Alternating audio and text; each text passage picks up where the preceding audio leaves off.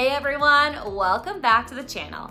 If Mountain West were a family, Utah and Wyoming would be the two siblings who both live for big skies, red rock, adventure, and snow. Just they pack their suitcases very differently. One brings a label maker and a backup charger. The other throws in a flannel and a multi-tool and says, we'll figure it out. If you're deciding where to live, those personality differences show up in the places that matter most, like taxes, cost of living, everyday expenses, traffic, and culture. So in this week's video, I'm diving into comparing the pros and cons of living in Utah versus Wyoming. But first, if we haven't met yet, I'm Summer Robbins, a California transplant turned Wyomingite / local Casper realtor. I'm also a wife and a mom, and I am your guide to life in Casper. And if you've been quietly binging my videos and you're waiting for that nudge to call me, this is it. I am in your corner, and you know that I would love to talk to you about whether Casper, Wyoming fits your needs and your family. So please don't hesitate to call, text, or email me. I answer them all. So don't be a stranger when the time is right. Now, let's get into it. And we're gonna start off by ripping off the Band-Aid with taxes. Wyoming has no state income tax, and that's a glorious zero-line item for W-2 wages, retirement income, and most personal income. Utah, on the other hand, uses a flat income tax of 4.55%. If you make 80 grand a year in Utah, that's roughly $3,600 to the state. If you make 80 grand a year in Wyoming, that's a big zero for you. There you go. Thank you, sir. There you go. There you go. Sales tax, however, is a little closer. Utah's state rate is around 4.85% with a combined average of around 7.25%. Wyoming's state rate is 4% with a combined average of around 6%. And we are both, Utah and Wyoming, in the lower totals in the country. Translation: big purchases and regular shopping trips typically ring up cheaper in Wyoming. Groceries are where you feel it weekly. Utah taxes most groceries at a special 3% food rate sales tax. Wyoming, however, generally exempts food for home consumption from sales tax. That's the difference between buying strawberries and buying strawberries plus a tiny bonus for the tax man. Now, moving on to property taxes. Both states are kinder than many of our other neighbors in the union, but Utah is especially light with an effective rate around 0.47%, while Wyoming is around 0.6% on average. So if your wealth is in your home, Utah gets a gold star. If your wealth is in your paycheck and your retirement draws, Wyoming is basically waving a welcome home flag.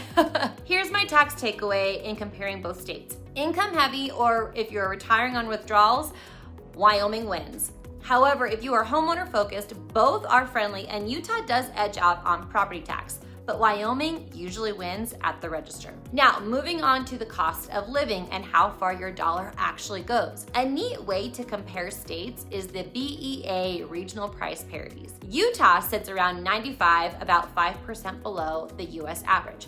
Wyoming sits at around 91, about 9% below.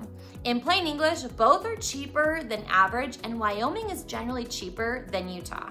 But when we compare cities, the gap widens. Salt Lake City runs around 121% of the national average, while Casper runs around 95% of the national average, and that's according to bestplaces.net. So that's like the difference between we're eating at McDonald's off the value menu and we're eating out tonight and we're getting dessert, if you follow me. When we talk about gasoline and filling up, as of September 10th, 2025, Utah averaged around $3.32 per gallon. Wyoming averaged around $3.19 per gallon. But it gets better when we talk local. Natrona County, where Casper is located, often has some of the cheapest gas in the entire state of Wyoming. I personally paid $2.66 a gallon for gas just the other day. Moving on to utilities and electricity in particular. Both states live in the land of the low teens cents per kilowatt hour for residential power. You won't faint when you open your electric bill, but you may still turn off the hallway lights like your mom taught you. Natural gas averages in Utah are around $13.14 per 1,000 cubic feet, Wyoming is around $12.57. Wyoming often edges Utah for heating costs, though local utilities and winter severity love to keep us humble and on our toes. Grocery prices beyond the sales tax bit are lower than the US average in both Wyoming and Utah, with Wyoming being a touch lower. Combine that with no grocery tax, and your weekly cart tends to lean Wyoming friendly. Pro tip: stock up before a windstorm. Pushing a wobbly cart across a breezy parking lot should count as cardio. Now, moving on to housing. According to recent estimates, Utah's median home price is around $560,000. Wyoming's is closer to $332,000. Average rent in Utah hovers around $1,850 per month compared to $1,300 per month in Wyoming, according to Zillow. If you want more house and yard for the money, Wyoming makes a pretty persuasive case. If you want new build density and big city amenities, then Utah's your gal. Now, on the Wasatch front, one-way commutes run 23 to 24 minutes across much of Wyoming, or in the 18 to 20-minute range, and many Casper folks are even shorter. Utah's congestion is real, but it's nothing like living in LA, and trust me, I know. But you'll definitely see brake lights. Wyoming's traffic is more likely to be from a herd of antelope crossing or a snowplow carving a path. Now, taking a look at your weekend fun. Both states are outdoors forward and loaded with public land. Utah is roughly 64% federally owned, and Wyoming is about 47%. That means world-class access to Zion and Arches in Utah and Yellowstone and Grand Teton in Wyoming. In Utah, you can ski a lunch break away from a major airport. In Wyoming, you can spend a Saturday in a place that looks like a painting and forget to check your phone for 6 hours. Either way, your weekend meter stays full. When it comes to culture, Utah is bigger and faster and growing, with about 3.5 million residents, fueling a dynamic job market. And I'm talking think tech on the Silicon Slopes, plus healthcare and construction. Wyoming, on the other hand, is the least populated state at around 577,000 residents, which translates to elbow room and genuine small town vibes. You will run into your barista at the grocery store possibly twice. Religiously, Utah retains a distinctive profile. Roughly half of the adults identify as Latter-day Saint, with about a third unaffiliated. And service attendance is among the nation's highest in Utah.